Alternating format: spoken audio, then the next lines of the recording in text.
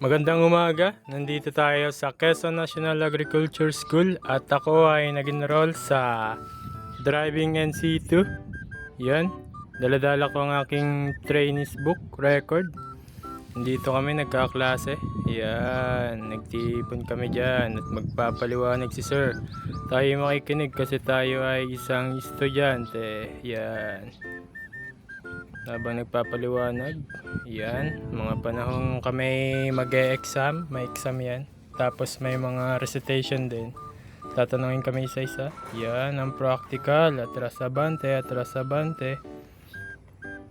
Tuwan-tuwa tayo kasi nakapag-drive tayo ng 4 wheels. Manual, clutch at yun. Papractice tayo ng declutch na sasakyan. Yan, kami nagpa-practical dito at nanonood kami dito sa labas. Atras abante. Madami kaming ginawa dito. Slalom, parallel, L parking, reverse, pocket. Basta madami kaming natutunan na parking techniques.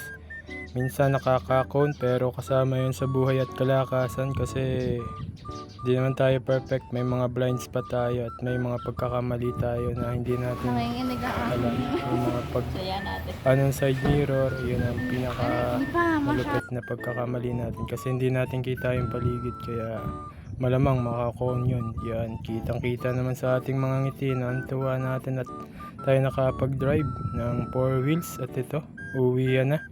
Patapos na nga pala ang klase namin at salamat sa mga kaklase namin. Yun lang po at kay sir, salamat.